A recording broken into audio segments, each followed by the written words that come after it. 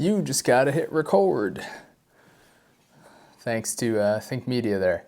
So, guys, I am really, honestly, starting to get used to this camera. Like, it's taking quite a bit of effort, but I haven't really used a ton of cameras before this, so I'm just trying to get used to things. Yeah, like I said, just starting to get used to things, but I will do what I need to do to learn how to use this camera, and I will do what I need to do to improve my technology skills so that I can put up better YouTube videos. So just for this video, guys, I kind of had what am I trying to say here? I had a full memory card, so I started filming the beginning of this video and now it cut out and it's the next day. So I'm trying to remember where I left off of. So I'm just picking off from there. So basically for this diet, because we're talking about dieting made so much easier, it's a moderate protein of about 0.8 grams per pound of body weight. And for me, since I'm getting close to basically my goal weight, I'm actually doing the goal weight. I'm not too far away from that, and I know I won't really lose like any muscle in the process of doing that, so I'm okay with doing that.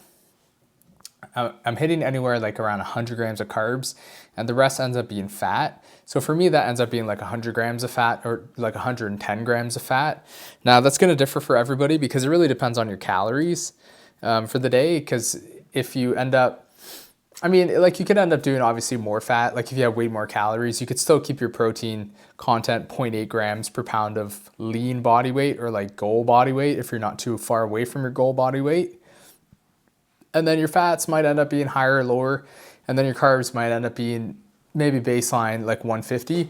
The whole point is I pretty much have meat and a little bit of fruit and a little bit of honey throughout the day over the course of 2 meals. So if you can imagine eating basically like some ground beef with like a banana on the side and then having like a tea with honey in it, and then like another ground beef meal with like another kind of like carb source or like some berries or something like that later. That's typically how I eat.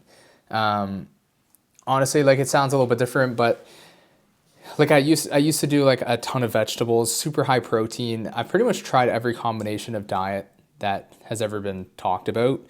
But I find that this is the thing that keeps me the most satisfied, is that higher fat, low carb, moderate protein. Even to some people's standards, it's kind of like a lowish protein. But I find your digestion of the protein is super good, and you just feel like super amazing. You feel super full, feel super energetic, and I think this is the way to go, honestly. It does take some time to get used to, but I think that's more of a lifestyle thing to adjust to cutting your carbs down. Now, honestly, I'm eating low calories, but that's because I want to be fairly lean, and this is the easiest it's ever been. You should give it a try, but remember, it's always hard work no matter what, but the concepts are simple. So no matter what, there's a level of difficulty in dieting that will never go away, basically. And you kind of just have to accept that it will never be quote unquote easy, but you can make it easier. And I definitely think that this is the easiest diet that I've been on, and it's been much easier than in the past for sure, with other combinations. Even with the super high protein, moderate fat, moderate carb, and like a ton of vegetables, I even feel much better than that. And if anything, my digestion is like 100% better. So with that, I feel so much better internally, and like I'm not super gassy all the time. And with digestion being like way better, like your life just on an everyday basis is just so much more superior. So it's not even like a comparison. I'm currently on the 75 hard challenge, and I let myself get just a little bit too heavy from the Christmas holidays, but I should be back to normal by 2 weeks. And then the rest of the challenge, I'll be getting leaner than I've ever been before.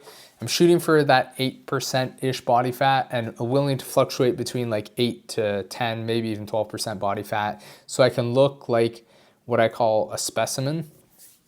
I like calling it that, but really you look like an athletic model in clothes. You look nice and slick, nice and, lean, not too out of place, like you're too blocky or too muscular. You're nice and like chiseled, and you just look good in clothes. And especially you look more like a specimen when you're in the gym, showing your muscles. So in like a tank top or a wife beater, and with a pump.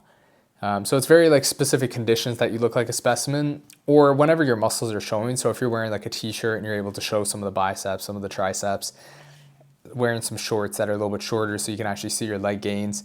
Now that's when you're really gonna look like a specimen. But when you're covered up, people are gonna see that you're athletic, but you're gonna look really nice and chiseled. So to me, that is the goal, to look like that, a specimen without clothes and chiseled with clothes.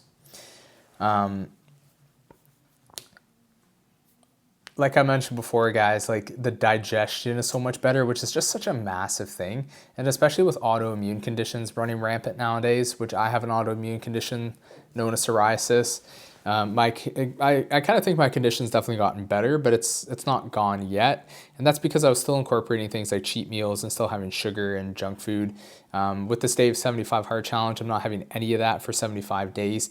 So I'm interested to see if my psoriasis is going to get that much better. I'm really hoping that it does. So I'm literally just eating most of the time Monday to Friday, just like ground beef, sometimes raw Parmesan cheese, some sort of fruit. It's usually bananas. Then I mix it up between berries. I used to do butternut squash. And then I've been putting maple syrup in my coffee, honey in my tea, but I think I'm going to back off on the maple syrup in the coffee and just switch to like an artificial sweetener and keep the honey, whether in tea or just like a tablespoon a day. So it ends up working. Just picture it like this, like one small portion of fruit with your meat twice a day. So a bowl of ground beef with a little bit of berries, bowl of ground beef with a banana. It used to be butternut squash, could be spaghetti squash, stuff like that. Basically aim for fruits mostly. And then once in a while have some vegetables, maybe like three to four servings per week. Yes, per week, not per day. I just think I feel a lot better doing that. And I've been doing this now for months, and I'm still really healthy, and I feel just overall better. And it's something apparently where like plants have a lot of defense chemicals, and that could potentially affect like your digestion, especially if you have an autoimmune condition. So just give it a try, see how you feel, but you're not cutting out vegetables. And most of the time you are eating healthy. So it's not like you're switching to like an unhealthy lifestyle. You're still eating a lot of healthy whole foods and fruits and like good proteins and stuff like that. So your health is not going to go like out of whack. If you're worried about that, which I know at the beginning I was kind of worried about it, and take your multivitamins, like take care of yourself. And if you think about it, it's not that extreme thinking that eliminating vegetables out of your diet is such a bad thing. Guys, in the past, I would eat like 250 grams of protein. And just to give you guys a rough idea, I'm like 165 pounds. So that's like excessive protein.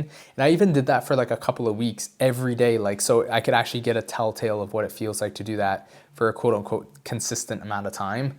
And my digestion was absolutely terrible. I was so gassy. I was so bloated. Just the way I felt was absolutely terrible. My stomach would hurt some nights. Yeah, so the higher fat just makes you feel so much satiated on this diet. It's just full, just a fancy word for feeling full if you didn't know. And yeah, as far as like how I came across this diet, it was by trying an elimination diet for my psoriasis, which ended up being basically like almost kind of like a modified carnivore diet, almost like a keto diet. But the carbs that you're getting are pretty much just from fruits. But I've now brought in some vegetables back in there, just kind of here and there, just kind of like a low dose of it. And which it has helped naturally for me to basically find these macro breakdowns, because keto is basically, if you think about it, high fat, but they're like super high fat, kind of low protein, and basically zero carbs. So it's like almost like a modified version of all that.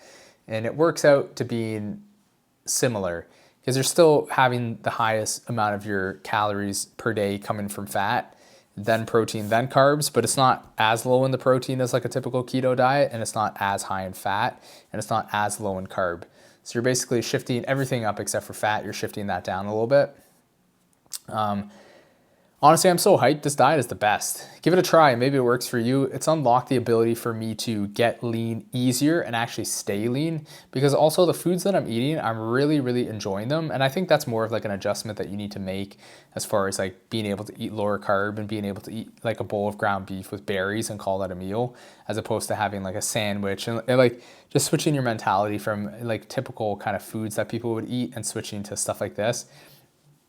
maybe a little bit strange at first, but if you kind of think about some of the things that we do to get in the best shape of our life, like it is a little bit strange. But the reality is that you need to kind of accept is that if you want to look like somebody that's not like everybody else, you're probably going to have to do something that other people aren't willing to do. Therefore, you can look like what other people don't look like. So if you want to stand out, then you inherently will stand out amongst other people, and what you do will be uncommon.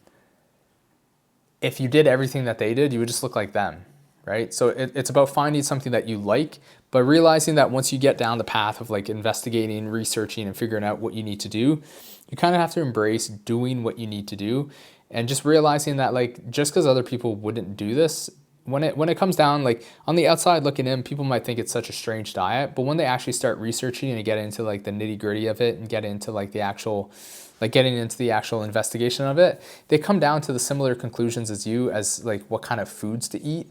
And then it's just embracing that the person that they probably want to be needs to eat like this, but they're not used to it because they're used to eating a certain way that's led to a certain set of results.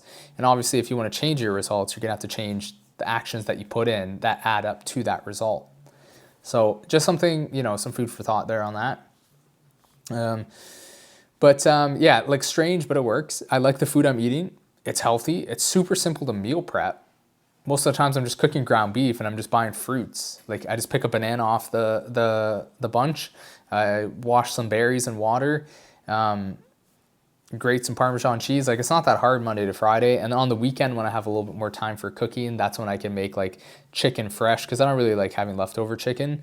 So I can cook chicken fresh. I can make some vegetables just so I can have like a little bit of it in my diet and not completely eliminate it.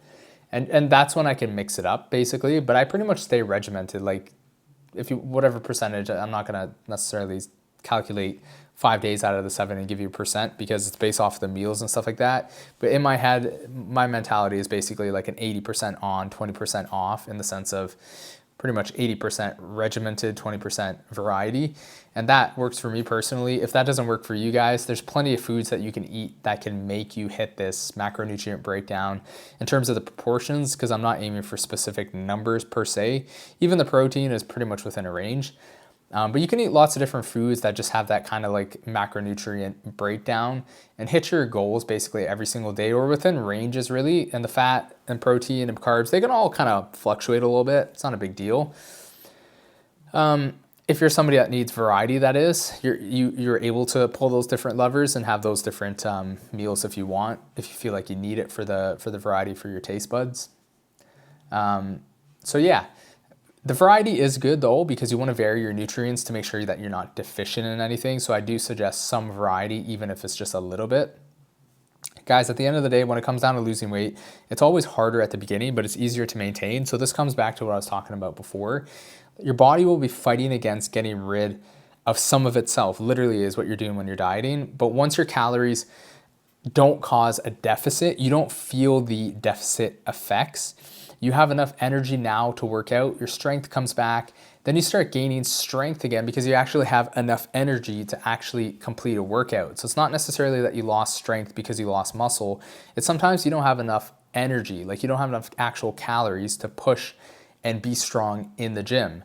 So once you stop losing weight, now those calories are not a lack of, it's enough to maintain your body weight. So now you have the actual energy to like perform these workouts at like full potential. So that's when you start gaining back your strength, and then you can have the same strength that you were when you were heavier but much lighter. So your relative strength increased, and then your absolute strength stayed the same. But then you can start gaining strength, but now you're stronger than you were, but you look like a supermodel. So that's the goal, because at the end of the day, nobody knows if you did an extra pin or 2 or 3 pins on the chest press.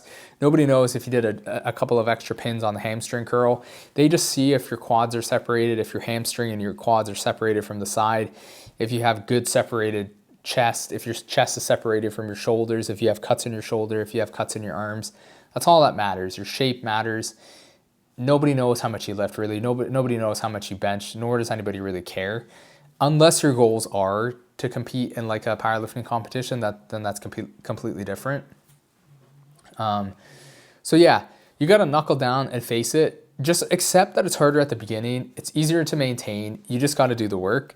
You won't remember your struggles. You'll just be glad that you did it. So get to it. Hope you guys enjoyed this video, and I'll see you in the next one. Take care.